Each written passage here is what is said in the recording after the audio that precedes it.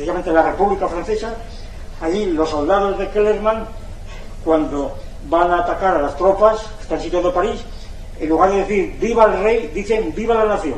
Es decir, la nación sustituye al rey. La nación nace republicana. Ahí viene la prótesis. La nación nace republicana. Si la nación es la invención del nuevo régimen frente al antiguo, en donde la soberanía reside en la nación, reside en el pueblo, pero directamente. Y entonces esta soberanía es la que cambia completamente las relaciones de poder, y en donde la nueva nación es una nación pues que es totalmente distinta. Como vemos, no tengo tiempo de explicar más las razones políticas, la organización, en fin, no puedo explicar porque no hay tiempo. Sencillamente yo creo que para el hilo de lo que queda, de lo poco que queda ya, basta este eslabón, que la nación política cambia completamente, que probablemente que esta nación política subsume completamente las naciones étnicas, que en este concepto de nación tiene mucho que ver seguramente la tradición de San Pablo, del apóstol de las gentes, precisamente, cuando dice ya no hay griegos ni gentiles, ni griegos ni bárbaros, todos formamos parte del único cuerpo de Jesucristo. Esta fórmula que venía rodando durante siglos es la que prácticamente emplean muchos revolucionarios franceses. Hay que tener en cuenta que muchos de ellos eran eclesiásticos, ¿verdad? Cuando dice ya no hay bretones, ni galos, ni francos, todos somos franceses, ¿verdad? Todos somos franceses. Es como si dijeran en España, ya no hay asturianos ni andaluces, todos somos españoles. Sencillamente, y esto es lo que se hizo en gran parte en el siglo XVIII español, sencillamente todos somos españoles, y entonces esa es la nación española, esa es la nación francesa. Es decir, las naciones étnicas no han desaparecido, se han reabsorbido sencillamente en una nación. Y esta nación política que aparece ahora también se llama la patria, sobre todo los franceses, también se llama patria. Es la patria, los patriotas famosos, los patriotas franceses que van en contra de la aristocracia francesa, que ha huido fuera a los imperios colindantes y están atacando el país porque lo que quieren es destruir la Revolución Francesa, quieren destruir la nueva nación, precisamente. Entonces, el último episodio. Aquí la idea central es que la idea de nación política, por tanto esto es esencial, la idea de nación política es una idea que no brota directamente, sino que presupone un estado previo, un estado político previo que se transforma en la nación. Este es el quid pro quo más importante, que debido sobre todo al dinamismo alemán, Fichte inventó, entre otras muchas cosas, lo que llamó el estado de cultura, ¿no? que está hoy día de actualidad máxima, que eso decía Fichte, ¿verdad? Fichte dijo que el Estado no tenía que ser ni Estado gendarme, ni Estado benefactor, ni Estado de lo que fuera, ¿verdad? Sino que se tiene que tener Estado de cultura. ¿Por qué? Porque cuando el pueblo tiene una cultura, entonces necesita un Estado para que custodie, vigile y desarrolle esa cultura. Si la cultura es el fundamento del Estado. ¿Qué es la cultura? Pues la cultura es una idea mítica inventada por los alemanes, pero que ha tenido un éxito como lo sigue teniendo, ¿verdad? En donde, es cosa de decir qué pasaría si Fichte no hubiera escrito esto, las docenas de ministras de cultura que hay y de concejalas de cultura por todo el país entendido, pero ¿qué harían las pobres, verdad? Las ministras de cultura, pero ¿qué saben esta señora lo que es la ministra de...? Digo, porque son señoras siempre, no sé por qué.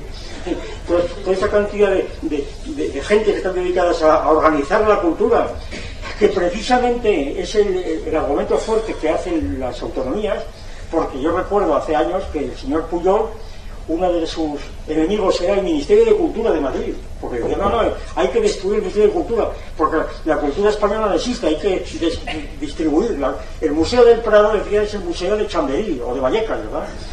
Hay que poner la cultura catalana, la cultura asturiana, y entonces en cada sitio es su Ministerio de Cultura, si no, ¿qué pasa, hombre? Es decir, cada nación tiene su cultura, y si cada nación tiene su cultura propia, entonces tiene que tener su Estado. Esto es lo que hizo Bismarck con su famoso Kulturkampf, la lucha por la cultura, en 1871, cuando puso la cultura como fundamento del nuevo Estado prusiano, la cultura prusiana, la cultura alemana, no la cultura bien.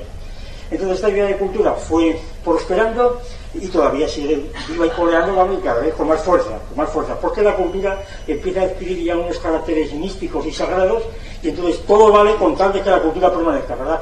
Igual que sea la butifarra, que sea lo que sea la identidad. Esto es intangible, ¿verdad? Bien.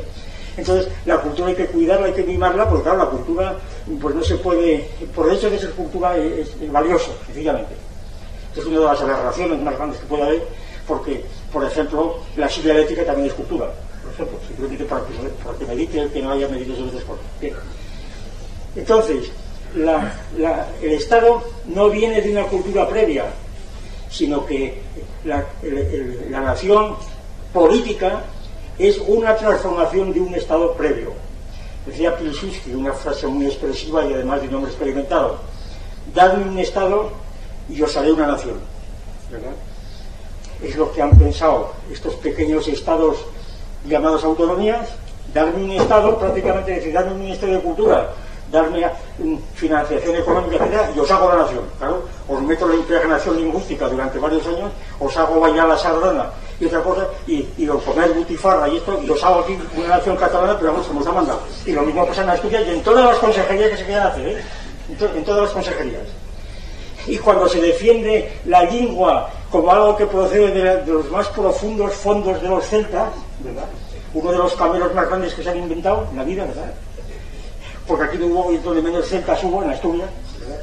Y un poco en Galicia, pero ya muy posteriores. Sin embargo, sobre esto se hace una verdadera mitología, pues como los vascos, con la suya, y los catalanes.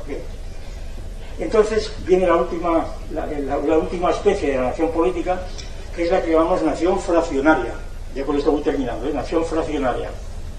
La nación fraccionaria es una nación que no quiere reconocerse como tal, sino que se supone que es una nación que preexistía ya eternamente, o por lo menos desde la prehistoria, que estaba aprisionada por los gobiernos centrales, la prisión de naciones, que decía Marx que Rusia era una prisión de naciones. También España es una prisión de naciones.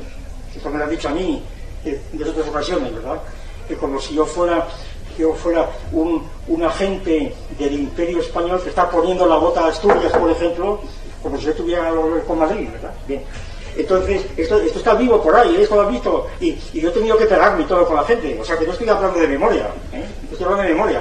Por eso me indigno tanto, porque es una cosa que lo he visto directamente, y he visto gente que está completamente loca, pero subvencionada por el dinero que todos pagamos.